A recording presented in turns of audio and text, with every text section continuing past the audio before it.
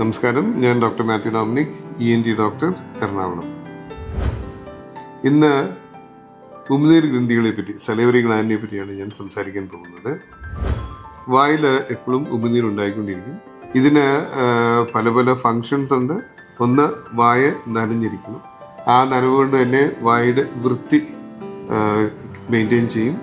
പല്ലിലുള്ള കേടുകളൊക്കെ വരാതിരിക്കാനായിട്ടും ഉമിനീര് സഹായിക്കും. ഉമിനീരിൻ്റെ പ്രധാന ഫങ്ഷൻ, അല്ലെ പ്രവൃത്തി, ഭക്ഷണത്തിൻ്റെ ദഹനത്തിൻ്റെ ആദ്യമായിട്ടുള്ള ഘട്ടത്തിൽ ഉണ്ടാകുന്നതാണ് ഉമിനീര്. ഉമിനീരുണ്ടാകുന്ന പല പല ഗ്രന്ഥികളുണ്ട്.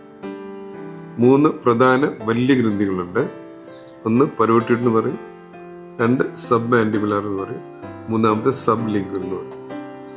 ഇതാണ് മേജർ സലൈവറി ഗ്ലാൻഡ്സ് എന്ന് പറയുന്നത്. പിന്നീട് വളരെയധികം മൈനർ സലൈവറി ഗ്ലാൻഡ്സ്, ചെറിയ ചെറിയ സലൈവറി ഗ്ലാൻഡാണ്.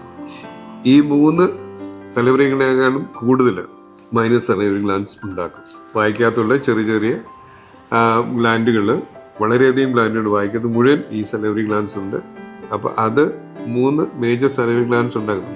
3 പേർ 6 സലൈവറി ഗ്ലാൻഡ്സ് ഉണ്ടാക്കുന്നതിനേക്കാളും കൂടുതൽ ഈ മൈനർ സലൈവറി ഗ്ലാൻഡ്സ് ഉണ്ടാക്കും.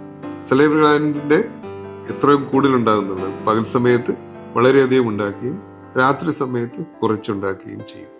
അതുകൊണ്ടാണ് രാവിലെ എഴുന്നേൽക്കുമ്പോൾ വായ ഉണങ്ങിയിരിക്കുന്നത്. വളരെ കോമൺ ആയിട്ട് കേരളത്തിൽ കണ്ടുവരുന്ന ഒരു അസുഖമാണ് ഈ സലൈവറി ഗ്ലാൻഡ്, പ്രത്യേകിച്ച് സബ് മാൻഡിബിൾ, താടിയുടെ അടിയിലുള്ള സലൈവറി ഗ്ലാൻഡിലും സൈഡിലുള്ള പരോട്ടിഡ് ഗ്ലാൻഡിലും ഉണ്ടാകുന്ന കല്ലുകൾ. അത് വന്ന് നമ്മുടെ ഉമിനീര് ഒഴുകുന്ന ട്യൂബുകൾ തടസ്സം വരുത്തുകയും ഗ്ലാൻഡുകൾ വലുതാകുകയും അതിൻ്റെ അകത്ത് ഇൻഫെക്ഷൻ വരികയും ചെയ്യാം. രണ്ടാമതുണ്ടാകുന്നത് ഇതിനകത്തുണ്ടാകുന്ന ട്യൂമറുകളാണ്. പ്രത്യേകിച്ച് പരോട്ടിഡിൽ ഉണ്ടാകുന്ന ട്യൂമറുകളാണ് അതിൻ്റെ അകത്ത് വരാനുണ്ടാകുന്ന രണ്ടാമത്തെ അസുഖം. ഇപ്പോൾ ഉമിനീർ ഗ്രന്ഥികൾ എന്താണെന്നും അതിലുണ്ടാകുന്ന അസുഖത്തെപ്പറ്റി ചെറുതായിട്ടൊരു ഇൻട്രഡക്ഷൻ ഞാൻ തന്നിരിക്കുന്നു. അടുത്ത ഭാഗത്തിൽ ഇതിൻ്റെ ചികിത്സയെപ്പറ്റി പറയുന്നതായിരിക്കും. നമസ്കാരം.